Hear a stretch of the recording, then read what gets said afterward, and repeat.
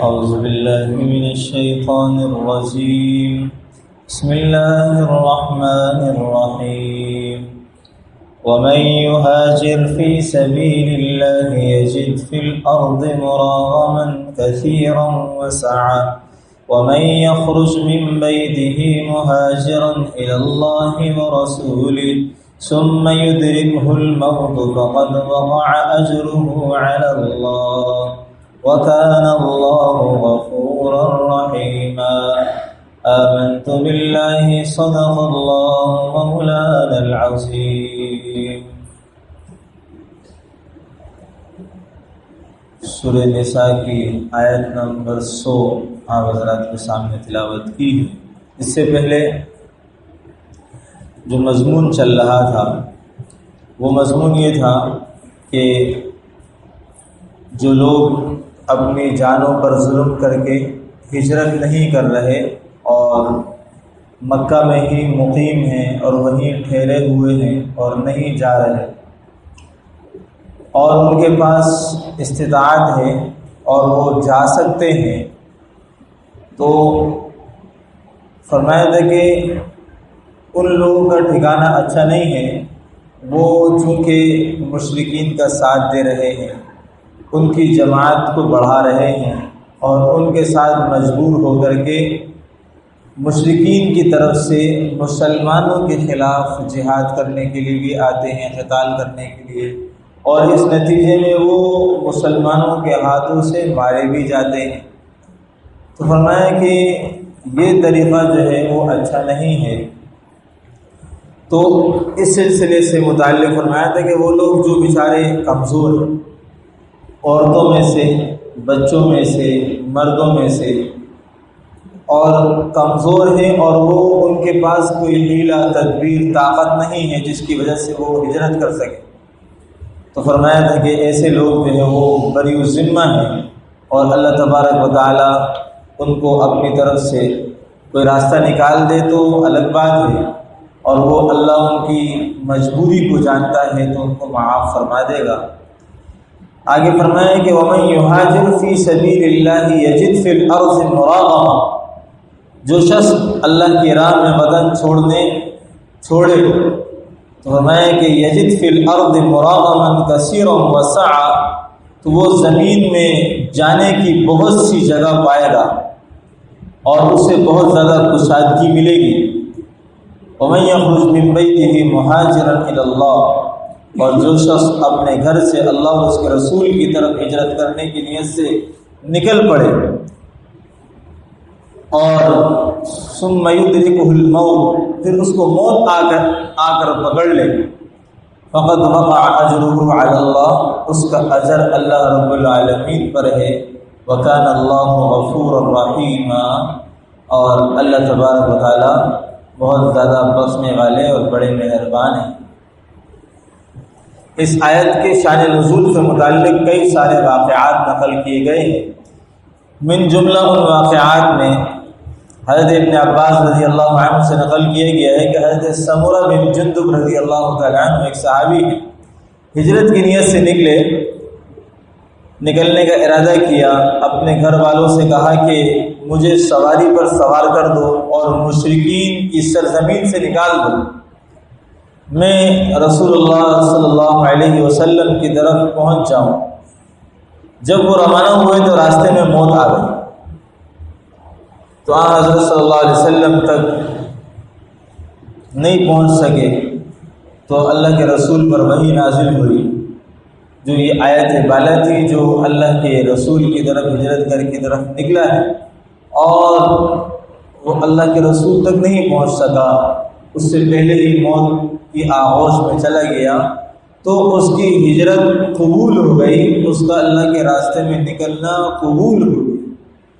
اور فرمایا کہ دوسرا واقعہ حضرت ابو زمرہ زرقی کا نقل ہے کہ وہ مکہ معظمہ میں مشرکین میں پھنسے ہوئے تھے. جب آیت کریمہ نازل ہوئی الا المستضعفین،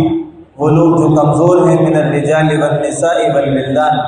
بچوں میں، عورتوں میں اور مردوں میں سے، لا یستطیعون حیلہ، اور وہ کسی قسم کا حیلہ تدبیر بھی نہیں پاتے، طاقت نہیں رکھتے. تو جب یہ آیت نازل ہوئی تو انہوں نے کہا میں تو مالدار ہوں، میرے پاس تو کوئی نہ کوئی راستہ نکل آ سکتا ہے، میں تو جا سکتا ہوں۔ تو لہذا انہوں نے ہجرت کا سامان تیار کیا اور حضرت صلی اللہ علیہ وسلم کی طرف پہنچنے کے ارادے سے نکل کھڑے ہوئے۔ مقام تنعیم جو مکہ سے تھوڑے سے فاصلے پر ہے، جو حضرات مکہ گئے ہیں وہ جانتے ہیں کہ مقام تنعیم ایک وہ مقام ہے جہاں سے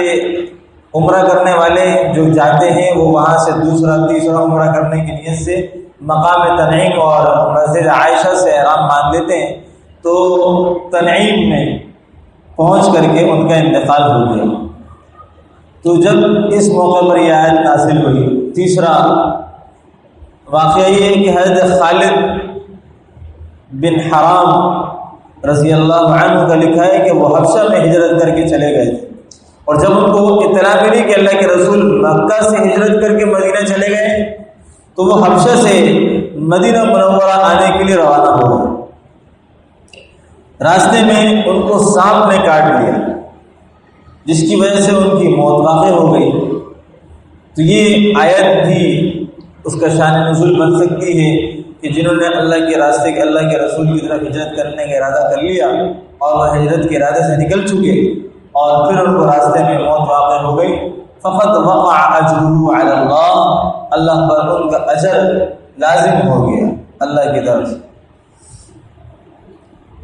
ایک اور واقعہ لکھا ہے کہ اقسم بن سیفی رضی اللہ تعالیٰ عنہ کہا کہ ان کو بھی اس طرح کے حال پیش آیا اور راستے میں ان کا بھی انتقال ہو گیا۔ اب ایک آیت ہے اور اس آیت کے شان نزول کئی سارے بیان کیے گئے ہیں، تو آیت ایک ہو اور سارے مفہوم پر صادق آتی ہے تو کوئی اعتراض والی بات نہیں ہے کہ اللہ تبارک و تعالیٰ نے اس میں یہ بات سمجھائی ہے کہ جو لوگ بھی اپنے ایمان اپنے دین کو بچانے کے لیے سرزمین کفر کو چھوڑ کر کے اللہ اور اس کے رسول کی طرف ہجرت کرنے کی کر کے روانہ ہو گئے، تو ایسے لوگوں پر راستے میں موت واقع ہو جائے، کوئی رکاوٹ کوئی حادثہ پیش آنے کی وجہ سے ان کا انتقال ہو جائے تو فرمایا کہ ثم یدرک الموت فقد وقع اجرہ علی اللہ، اور اللہ تبارک و تعالیٰ پر ان کا اجر لازم ہو گیا۔ بس انہوں نے اپنے ذمے کا کام کیا، ان کے ذمے ہجرت کرنا تھی، اپنے دین ایمان کو بچانے کی خاطر سرزمین کفر سے نکلنا تھا۔ انہوں نے وہ اپنا کام جو ان کے بس میں تھا، ان کی طاقت میں تھا، انہوں نے وہ کر لیا۔ اب وہ اس سرزمین تک جہاں جانا ہے، جہاں مسلمان آباد ہیں، جہاں اللہ کے رسول موجود ہیں، وہاں نہیں پہنچ سکے۔ اس سے پہلے اللہ کا امر پیش آ گیا، اللہ کا حکم آ گیا اور موت نے اپنے آغوش میں لے لیا، تو ان بیچاروں نے اپنے حصے کا کام کر دیا، تو اللہ نے اپنے حصے کا کام ان کے اوپر لازم کر دیا کہ میری طرف سے ان کے لیے جو ہجرت کر کے جو مقام ان کو ملنا تھا اور ہجرت کے ذریعے سے جو اجر ان کو ملنا تھا وہ اللہ نے اپنی طرف سے دے دی۔ اب لفظ ہجرت عربی زبان میں چھوڑ دینے کو کہتے ہیں، چھوڑ دینا، اور ہجرت کو ہجرت اسی لیے کہتے ہیں کہ ایک آدمی گناہوں کی زمین کفر کی زمین کو چھوڑ دے جہاں اس کو اپنے ایمان دین کو بچانا مشکل ہے، اور اس سرزمین کی طرف چلا جائے جہاں اس کے لیے دین پر عمل کرنا آسان ہے، اس سرزمین کی طرف چلا جائے۔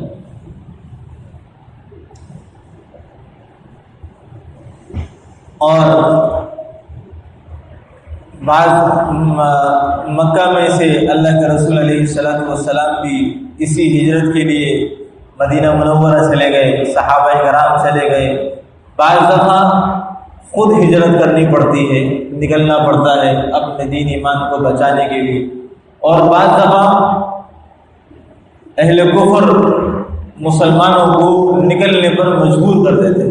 کہ نکل جاؤ، ان کو نکال دیا جاتا ہے۔ مجبور کر دینا اور کہ وہ نکل جائیں اور نکال دینا ان کو، یہ بھی ہجرت کہلاتا ہے۔ اور پھر مسلمانوں کو ایسی جگہ کی طرف ہجرت کرنی چاہیے جہاں وہ اپنے دین کو بچا سکے اور اپنے دین پر عمل پیرا ہو سکے۔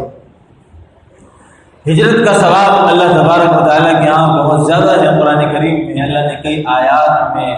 ہجرت کے ثواب کو بیان فرمایا۔ قرآن کریم میں سورہ آل عمران میں اللہ نے فرمایا کہ فالذین ہاجروا واخرجوا، جنہوں نے ہجرت کی، اخرجوا من دیارہم، اور وہ نکالے گئے اپنے شہروں سے، اپنے گھروں سے، واوذوا فی سبیلی، اور اللہ کے راستے میں انہیں تکالیف پہنچائی گئی، وقاتلوا وقتلوا، یا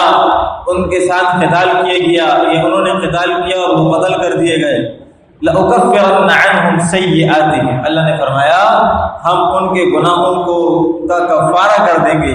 وَلَأُدْخِلَنَّهُمْ جَنَّاتٍ تَجْرِي مِن تَحْتِهَا الْأَنْهَارُ، ہم ان کو ایسے باغات میں داخل کریں گے جس کے نیچے سے نہریں بہتی تھیں، ثوابا من عند اللہ، اللہ کے ذمے ان کا ثواب ہے،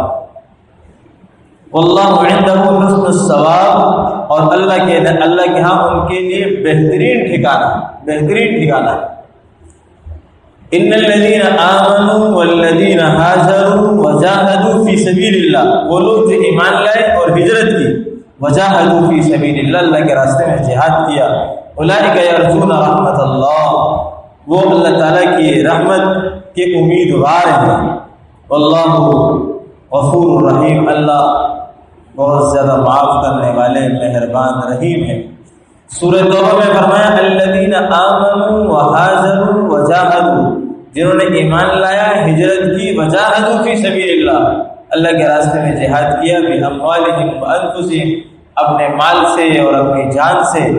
اعظم درجۃ عند اللہ، اللہ کے نزدیک ان کے لیے بہت بڑے درجات ہیں، واولئک هم الفائزون، یہی لوگ کامیاب ہیں۔ والذین ہاجروا فی سبیل اللہ، جن لوگوں نے اللہ کے لیے ہجرت کی، من بعد ما ظلموا، اس کے بعد ان پر ظلم کیا گیا، لنبوئنہم فی الدنیا حسنہ، اللہ کے ہاں ان کے لیے دنیا میں بھی بہترین ٹھکانہ ہے، ولأجر الآخرۃ اکبر، اور آخرت میں بہت بڑا اجر ہے، لو کانوا یعلمون، کاش کہ یہ لوگ جان لیتے، سمجھ لیتے۔ ان آیات سے ہجرت اور جہاد، ان کے اوپر بڑے اجر کا وعدہ کیا گیا ہے۔ شریعت اسلامیہ میں ہجرت کی اور جہاد کی بڑی اہمیت، اور اس وقت جہاد کے لیے مسلمانوں کو تیار ہونا چاہیے، اپنے دل و دماغ کو، اپنی ذات کو جگانا چاہیے کہ جس طرح نماز ایک فریضہ ہے، حج ایک فریضہ ہے، زکوٰۃ ایک فریضہ ہے، اسی طرح جہاد بھی ایک فریضہ ہے، اور یہ فریضہ مسلمانوں پر اس وقت لاگو ہوتا جا رہا ہے، اور مسلمانوں کو اپنی ذات سے اپنے آپ کو تیار کرنا، دل و دماغ سے اپنے آپ کو جہاد کے لیے تیار کرنا بہت ضروری ہے۔ غفلت سے اٹھ جانا چاہیے، اور جو بیداری ہے وہ بہت ضروری ہے، جو آنکھوں میں، دلوں میں جو غفلت ڈالی ہوئی ہے اس سے ہٹنا ضروری ہے، تاکہ ہم اپنے آپ کو جگا سکیں اور بیدار کر سکیں کہ امت مسلمہ اس وقت خون خرابے کی حالت میں، ہر طرف دن اور رات مسلمانوں کا قتل عام ہے، وہ چاہے غزہ ہو، چاہے برما ہو، چاہے شام ہو، یہ مسلمانوں کی مقتل گاہیں بنی ہوئی، کفر جب جا رہا ہے مسلمانوں کو ذبح کرتا جا رہا ہے، کہیں پر بمباری کے ذریعے سے، کہیں پر مسلمانوں پر بم برسانے کے ذریعے سے، کہیں پر ان کو جلانے کے ذریعے سے، کہیں ان کو کاٹ پیٹ کر کے ڈال دینے کے ذریعے سے، ہر طرح سے مسلمانوں پر ظلم اور بربریت، اور اس لیے مسلمانوں کو بیداری بہت زیادہ ضروری ہے کہ جہاد جیسی، اچھا فرمایا کہ جب مسلمان ہجرت کرتا ہے اور جہاد کرتا ہے تو اللہ تبارک و تعالیٰ اس کو اس سے بہتر ٹھکانہ دیتے ہیں۔ مکہ سے مسلمانوں نے ہجرت کی، اللہ نے مدینہ دیا، وہاں مسلمان آباد ہوئے، اللہ نے اس کے ذریعے سے وسعت دی، کیا ہوا؟ خیبر فتح ہوا، مکہ فتح ہوا، اور مسلمانوں کو بڑی وسعتیں ملنا شروع ہوئی۔ تبوک فتح ہوا۔ یہ جب چیزیں جگہ فتح ہونا شروع ہوئی، اس کے بعد مسلمانوں کے پاس وسعت، مال و دولت آنے لگا۔ اللہ کے رسول کا وصال ہوا، اس کے بعد پھر شام، مصر اور دمشق اور دیگر علاقے فتح ہوتے چلے گئے، اور مسلمانوں کے پاس زمینوں کے اور ساز و سامان کے، غلے کے انبار لگ گئے۔ ہجرت اور جہاد کے ذریعے سے اللہ نے مسلمانوں پر وسعت عطا فرمائی۔ ایک وقت آتا ہے کہ تنگی میں انسان چل رہا ہوتا ہے، جب ہجرت کر لیتا ہے اللہ تعالیٰ جگہ بھی بہتر دے دیتے ہیں، اور اس کے بعد اللہ مال کی فراوانی بھی دے دیتے ہیں، اور جب جہاد کرتا ہے اس کے ذریعے سے فتوحات حاصل ہوتی ہیں، مال غنیمت ملتا ہے۔ تو اللہ نے جہاد اور ہجرت دونوں کو ساتھ ساتھ بیان کر کے فرمایا اللہ اس کے ذریعے سے آپ کو مال و دولت بھی عطا فرمائے گا، زمینیں بھی عطا فرمائے گا۔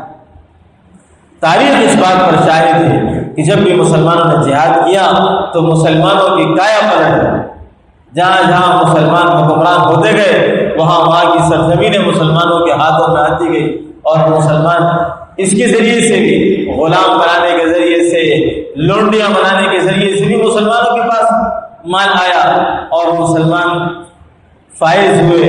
کامیاب ہوئے، بامراد ہوئے۔ اصل ہجرت یہ ہے کہ مسلمان گناہ کو چھوڑ دے۔ اب ایک آدمی اس دور میں کفریہ زمین سے نکلتا ہے اور سرزمین مسلمانوں میں آ جاتا ہے، اور وہاں آ کر کے گناہوں کو نہیں چھوڑتا بلکہ اور زیادہ گناہوں میں آزادی سے ملوث ہو جاتا ہے، تو ایسے آدمی کی ہجرت بھی کسی کام کی نہیں، اور جو اصل مقصد تھا کہ دین پر عمل کرنا، اس سے تو اور زیادہ دور ہو گیا اور بھی زیادہ گناہوں میں ملوث ہو گیا۔ تو آج کل تو لوگ یہی کر رہے ہیں کہ آزادی کے ساتھ اور زیادہ گناہوں میں ملوث ہو رہے ہیں۔ اصل ہجرت یہ ہے کہ اللہ کے رسول علیہ الصلوۃ والسلام نے بھی بخاری شریف میں فرمایا، حدیث رسول ہے، المہاجر من ہجر ما نہی اللہ، ہجرت کرنے والا وہ ہے جو اللہ کی منہیات کو چھوڑ دے۔ المہاجر من ہجر الخطایا والذنوب، جو گناہوں کو، خطاؤں کو چھوڑ دے، اصل مہاجر وہ ہے۔ تو وہ چیزیں جو اللہ کو، آپ کے رب کو ناپسند ہے، اس کو چھوڑ دیا جائے۔ تو اللہ تبارک و تعالی ہماری اس گناہوں کو چھوڑنے پر بھی ہمیں ثواب عطا فرمائیں، اور جو لوگ کفریہ زمین میں آباد ہیں، جہاں ان کو اسلامی تعلیمات پر عمل کرنا مشکل ہے اس دور میں بھی، اللہ کا حکم اس دور میں بھی ان کی طرف متوجہ ہے۔ انہیں چاہیے کہ ایسی سرزمین کی طرف آئیں جو مسلمانوں کی ہے، مسلمان آباد ہیں، اور جہاں مسلمان اپنی تعلیم، اپنی روایات، اپنی تعلیمات، اپنے احکامات، اپنے فرائض پر آزادی کے ساتھ عمل کر سکتے ہیں، ایسی سرزمین کی طرف مسلمانوں کو ہجرت کرنے کا حکم ہم بھی موجود ہے، اور اس کے لیے وہی ثواب بھی ان کے لیے موجود ہے۔ اللہ تبارک و تعالیٰ سمجھنے کی عمل کے توفیق نصیب فرمائے۔